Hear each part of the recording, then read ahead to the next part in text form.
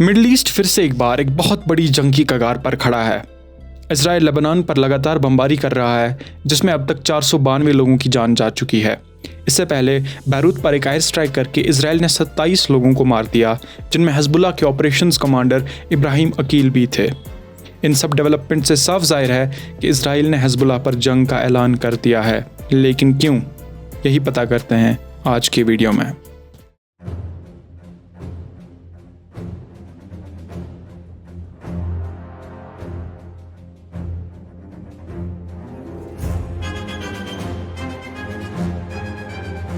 सात अक्टूबर के बाद से ही इजरायली फोर्सेस और हिजबुल्लाह के बीच में स्ट्राइक्स का तबादला जारी था। हिजबुल्लाह की माने तो वो ये स्ट्राइक्स गजा में सीज फायर नाफिज करवाने के लिए कर रहे थे।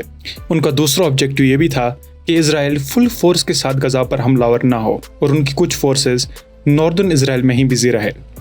अब इन स्ट्राइक से नॉर्दर्न इजराइल में रहने वाले लोग इंटरनली डिस्प्लेस हो गए और उनका अपने इलाकों में वापस जाना इजरायली डोमेस्टिक पॉलिटिक्स का एक बहुत बड़ा इशू बन गया। जवाब में इजरायली फोर्सेस बीच बीच में लेबनान पर एयर स्ट्राइक्स करके सीनियर हिजबुल्लाह कमांडर्स को निशाना बनाते थे, जिनमें हिजबुल्लाह के सेकंड इन कमांड फौज शुक्र भी शामिल है। उन्हें इसी साल 30 जुलाई को बैरूत पर एक एयर स्ट्राइक में इजराइल ने कत्ल कर दिया। हिजबुल्लाह मिडल ईस्ट में ईरान का मोस्ट वैल्यूएबल प्लेयर है। एक्सिस ऑफ रेजिस्टेंस, जिसमें हिजबुल्लाह के अलावा गजा का हमास और यमन के हुथीज भी शामिल हैं, तीनों ही ईरान बैक्ड है और इन तीनों में से ईरान के लिए सबसे ज़्यादा अहम हिजबुल्लाह है। इसे ईरान ने इजराइल और अरब स्टेट्स पर एक चेक की तरह रखा है और इसलिए हिजबुल्लाह दुनिया का सबसे ज़्यादा ताकतवर पैरामिलिट्री ग्रुप भी है। उनके पास अपने प्रिसिशन गाइडेड मिसाइल सिस्टम्स और रॉकेट्स, ड्रोन्स और एडवांस्ड वेपन्स हैं और वो आराम से इजराइल का आयरन डोम सिस्टम बाईपास करके इसके अंदर जहाँ भी चाहे वहाँ मिसाइल भेजकर स्ट्राइक कर सकते हैं। इजराइल का गजा जेनोसाइडल कैंपेन 1 साल से जारी है। अभी तक 41,000 से ज़्यादा लोग मारे जा चुके हैं, जिनमें 16,000 से ज़्यादा बच्चे शामिल हैं। इजराइल का गोल सिंपल है, गजा से फ़लस्तीनियों का सफाया करके अपना ग्रेटर इजराइल का गोल अचीव करना। उनके बाकी वॉर एम्स जैसे कि हॉस्टेज की वापसी या फिर हमास का सफाया बस एक बहाना है। वो जानते हैं कि सीज़ फायर के बगैर हॉस्टेज को वापस नहीं लाया जा सकता और हमास को पूरी तरह से ख़त्म नहीं किया जा सकता। अब सीज फायर मुज़ाकरात को सैबोटाज करने के लिए इजरायली प्राइम मिनिस्टर नेतन्याहू ने फिलाडेल्फी कॉरिडोर को बहाना बना लिया है। वो चाहता है कि इस कॉरिडोर का कंट्रोल इजराइल के पास रहे ताकि वो हमास की वेपन सप्लाई बंद कर सके। हालांकि इजराइल के मिलिट्री चीफ्स ने खुद कहा है कि फिलाडेल्फी कॉरिडोर के नीचे कोई बड़ा टनल सिस्टम नहीं है और हथियार इजिप्ट के जरिए रफा क्रॉसिंग के थ्रू बाय रोड आ रहे हैं। प्राइम मिनिस्टर नेतन्याहू जानते हैं कि हमास कभी इस पर राजी नहीं होगा और जंग जारी रहेगी। फिर इजरायली प्राइम मिनिस्टर ये भी जानता है कि अगर वो सीज़ फायर के लिए मान गया तो उसकी सरकार गिर जाएगी, क्योंकि इजरायली हुकूमत में फार राइट लीडर्स जैसे कि इतामार बेन-गवीर और स्मोट्रिच उसी वक्त अपना सपोर्ट नेतन्याहू कोलिशन गवर्नमेंट से वापस ले लेंगे जिस वक्त सीज़ फायर का ऐलान हो जाएगा। 17 सितंबर को नेतन्याहू ने एक स्टेटमेंट जारी किया और कहा कि उसकी कैबिनेट ने गजा वॉर के एम्स को अपडेट किया है और इनमें अब नॉर्दर्न इजराइलीज़ की अपने इलाकों में हिफाजती वापसी शामिल है। उसी दिन पूरे लेबनान में 3,000 पेजर्स एक साथ फट गए, जिसमें 16 लोगों की जान चली गई और 2750 लोग जख्मी हो गए। मरने वालों में एक 10 साल की बच्ची भी शामिल है और ईरान के लेबनान की तरफ सफ़ीर मुश्तबा अमानी एक आंख खो बैठे।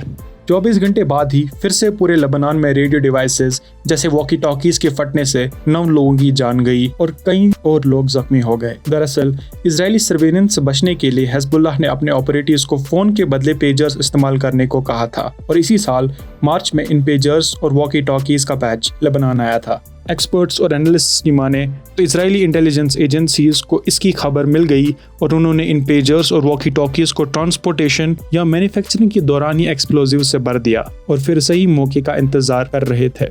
रिपोर्ट्स के मुताबिक कई पेजर्स फटने से पहले बजने लगे ताकि ऑपरेटिव्स को पेजर चेक करने पर मजबूर किया जाए और नुकसान ज़्यादा से ज़्यादा हो। इस किस्म के सोफिस्टिकेटेड अटैक के बाद इजराइल ने अपने फोर्सेस लेबनान बॉर्डर की तरफ रवाना किए और लेबनान पर बमबारी शुरू कर दी। इजराइल चाहता है कि ईरान लेबनान को बचाने के लिए मजबूर होकर इस जंग में कूद जाए ताकि यूएस से इजराइल की मदद को आए और अपनी सुपीरियर मिलिट्री पावर से ईरान के न्यूक्लियर साइट्स तबाह कर दे और ईरान को कमज़ोर कर दे। इजराइल कई सालों से यूएसए और ईरान को आमने सामने लाकर जंग करवाने की कोशिश कर रहा है, क्योंकि ईरान को इजराइल एक एग्जिस्टेंशियल थ्रेट समझता है।